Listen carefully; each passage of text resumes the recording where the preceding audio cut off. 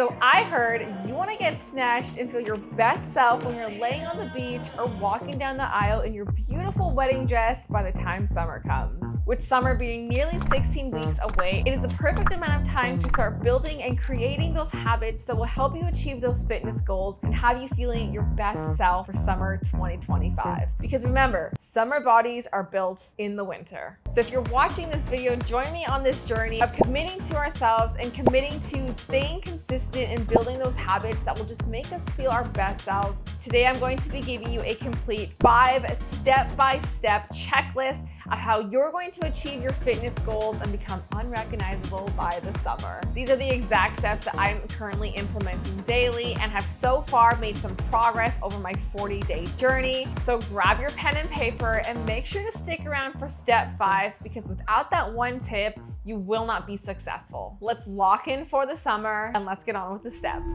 Okay, step 1. The first thing that I want you to do is I want you to track your lifestyle and your habits for 1 week straight. In order to embark on this journey of creating these habits that are going to be lifestyle changes, in order to help you sustain this weight loss and keep it off long term, we're gonna have to evaluate what your lifestyle currently looks like so that we can either implement or take away things out of your lifestyle in order to put you on the right journey to success. So what does tracking the habits of your lifestyle look like? I want you to download a food tracking app. If you've tried it in the past and it just wasn't a right fit for you, then don't even listen to this part. The number one thing that's important is that you take care of yourself. I personally am using Macro Factor at the moment, and this video is not sponsored at all, but I personally have tried using many different food tracking apps, and Macro Factor by far has been my favorite. For 1 week straight, I want you to start getting into the habit of importing the foods that you ate on a daily basis into this app. I don't want you to pay attention to the calorie recommendation that the app gives you. I don't want you to pay attention to your carbs, fats, proteins. To start getting into the habit of importing the food into the app to, one, get you used to this habit that you're now going to start implementing, but also it's going to give us a baseline to see how many calories and what macros you're currently eating at the moment, so that we can then start to structure a plan tailored to your body. Along with tracking your food for 1 week, I want you to start tracking how much water you're drinking in a day. If you're currently in the gym, I want you to write down what workouts you did during that week. If you track your steps, I want you to write down how many steps you're completing on a daily basis. And the last thing I want you to keep note of is how much sleep you're getting. So by the end of the week, you should have a full week's worth of data telling you what you're currently eating on a day-to-day basis, how much sleep you're getting nightly, how much water you're drinking,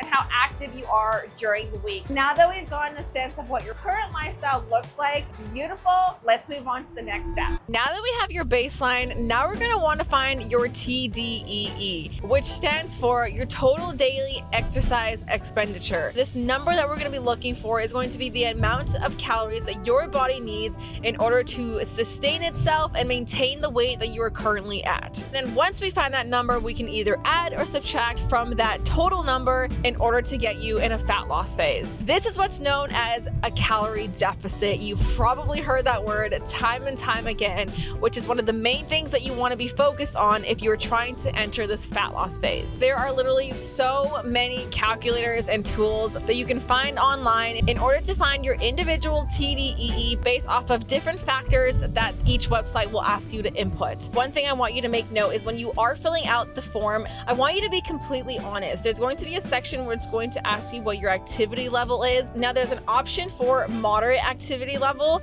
and this is if you work out, I think it's between 3 to 5 days a week, which maybe you're someone that already goes to the gym frequently. Maybe you go to the gym 5 to 6 times a week, but outside of that 1 hour that you work out, maybe you're pretty sedentary during the day. And if you find that that is you, I would maybe choose for the low activity level, because even if you are working out frequently, if you're pretty sedentary and not getting any movement outside of the gym, you might not be as active or burning as many calories as you might think that you are. Once we find your number, now we can go ahead and subtract from it in order to get you in a proper calorie deficit. The recommended amount of calories that you want to be subtracting from your maintenance level is up to 500 calories, which will get you to lose about a body pound of weight per week. Personally, I wouldn't recommend subtracting 500 calories right off the bat. We want to take a slower, more sustainable approach. You can start your first week off with subtracting 200 to 300 calories and just give your body time to adjust to those calories and macros. It'll also just give you a sense of getting into the rhythm, getting consistent, and being able to eat an amount of food that doesn't feel like you're super hungry right off the bat at the beginning of this fat loss phase. Because if you start off with a really steep, heavy deficit, it's not going to give you as much of a leeway or room to then decrease calories later on in your journey. If you hit a plateau and your weight is stagnant and you aren't dropping, you want to give yourself enough room to later on decrease calories. You're going to find that your calories are going to get super, super low towards the end, and that's not what we want. We want to make this as sustainable and as safe for you as possible. Now we have to distribute these calories and this number into macros. Tracking your calories is going to help you lose the weight, but tracking your macros is what's going to help you transform your body. And that's because tracking your macros puts more of an emphasis on prioritizing protein, which is what's going to help you build muscle. And the reason why we want to build muscle is because if you're trying to chase that snatched, toned, tight-skinned look, that toned look comes from building muscle in the gym and then losing the fat that's on top of the muscle in order to expose the muscle that you have underneath that layer of fat. So how do we distribute that calorie intake number?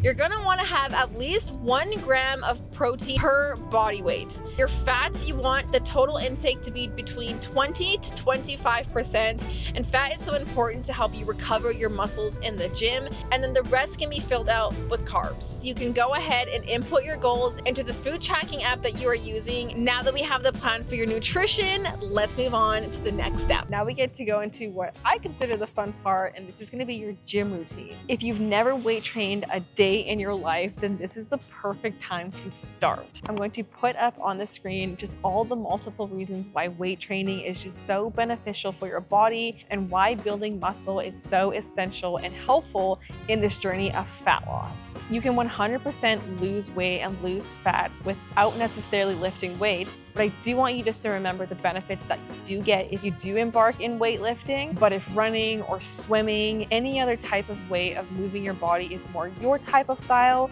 then focus on that, because at the end of the day, what matters the most is finding a plan that is sustainable and enjoyable for you and something that you can sustain long term and implement into your lifestyle. So how do you come up with a workout plan? One thing that you can do is use AI. Go on ChatGPT and ask it to build you a workout program. Now, when you go into ChatGPT, I want you to be as specific as possible in terms of where you currently are with your lifestyle. I want you to give it your height, your weight, what your current goals are. If there's a number of weight that you're wanting to lose, tell it that. Tell it the amount of days that you are able to go into the gym. If you have a shoulder injury, tell it to give you a program that is tailored around preventing any more irritation to your shoulder. If glutes are your focus to grow right now, if you want really defined shoulders, tell it the amount of days you want to be in the gym, how many upper lower days you want to hit, how many exercises you can fit, how long you're able to commit to a workout session each day. Using AI and ChatGPT is just so underrated because it can literally just give you so much information, and the more specific and detail-oriented you are towards your goals and what you're trying to work towards, the more specific and detailed it'll give you. And then you can also ask it to give you progressions after about 4 to 6 weeks.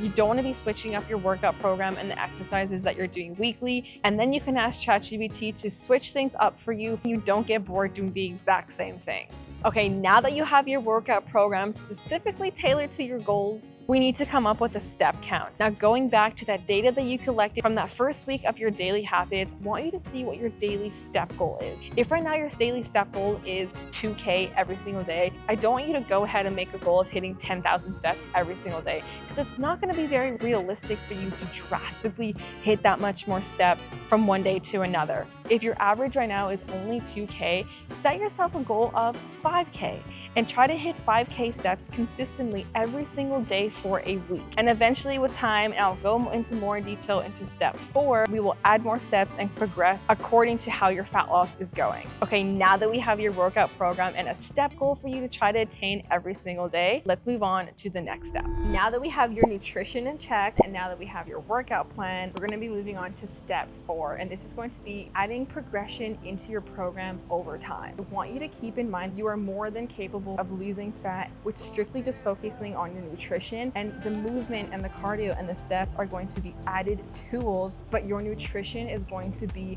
number 1. So now that we have your plan, we want to work on being able to track your progress over time to make sure that you're making progress. Now you can either choose to weigh yourself every single day, or you can choose to weigh yourself weekly. If you find that you have a not so great relationship with the scale, maybe stay away from weighing yourself daily. But I don't want you to be scared of the scale. The number on the scale is strictly just a tool to give you data to see how you're progressing in your journey. Sometimes you'll find that the number won't change, but that doesn't mean that you're not progressing. There's so many other ways to see if you're progressing in your journey, like how your clothes are fitting, how your energy is feeling, if your measurements are getting smaller. If you're going to weigh yourself daily, you want to take the weekly average to see how much you're weighing in that week, or you can dedicate 1 day per week to weigh yourself and use that number instead. The focus for your workouts are going to be to try to be progressively overloading over time. That means you want to be very intentional and be putting in effort when you're working out. Now, whether that be adding sets every week, adding a rep every week, increasing your weight, there's so many ways of tracking progressive overload, but the idea is that you are pushing yourself weekly in order to get stronger, to get more fit. You don't want to be going into every single workout simply just going through the movement, choosing weight that's too light. You want to be able to challenge yourself in order to see the progress that you're looking for in the gym. Now, when it comes to your step goal, you want to be increasing your steps over a period of time. So let's say you start off with a 5K step goal for the first 2 weeks. What you can then do is start to increase it. Maybe after the 3rd week, you start doing 8K steps. You can do that for 2 to 3 weeks. You can then increase it to 10K steps. Do that for 2 to 3 weeks, and so on and so forth. When it comes to tracking your calories and your macros, you want to be able to stick to your calories and macros consistently for a period of time in order to allow your body to adjust to those macros. If you start off with a 300 calorie deficit on week 1, try to stick to those calories for 2 to 3 weeks and see how your body is adjusting to it. If you hit a point where you feel like the number on the scale is just not budging after 2 or 3 weeks, then you have 2 options. You can either increase your movement, or you can choose to decrease calories, putting you in a bigger deficit. I personally like to try to stick to the same calories for as long as I can because I'm not a fan of decreasing my food. You're gonna be doing the exact same thing for cardio. I want you to choose a type of cardio that you personally enjoy. If you like running, hiking, swimming, fitness cardio classes, there's literally so many different forms of cardio. But the number one thing that's important is finding one that you can be consistent with and one that you enjoy doing. You're gonna work to increase your cardio over time. Let's say for the first 3 weeks, you're doing 2 30-minute walks on the Stairmaster twice a week. After the 3rd week, depending on how your weight fluctuations are going, you can then add a 3rd day of a Stairmaster walk. You can work up to 4 days a week, you can work up to 5 days a week.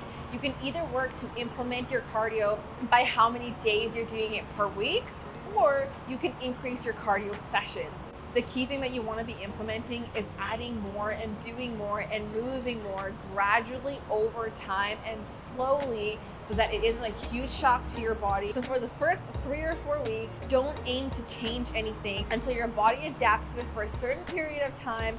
Then you can either increase your movements or decrease your calories. We are going to be moving on to the very last step, which I personally think is the most important step, and that is going to be trusting the process. Genuinely, when you're embarking in this journey of fat loss and trying to implement these daily habits, you really have to not only trust the process, but to enjoy the process. And with that, you also need patience.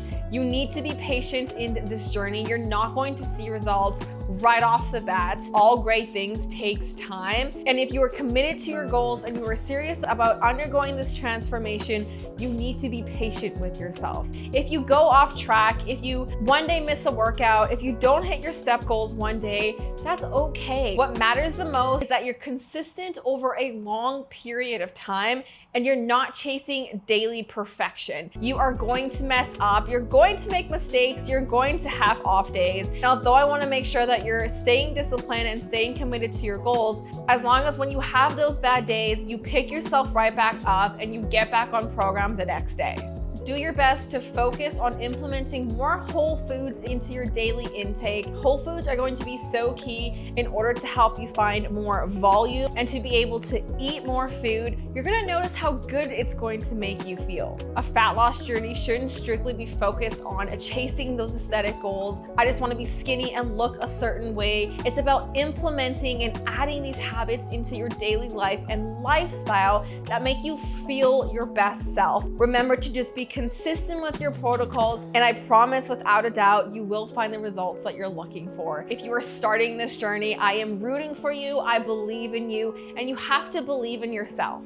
That is the end of this video. Thank you so much for watching. And if you are new here, I would love if you subscribe to help me grow my little YouTube channel that I'm trying to grow. And until then, I will see you in my next video. And I'll see you in 3 months, baby.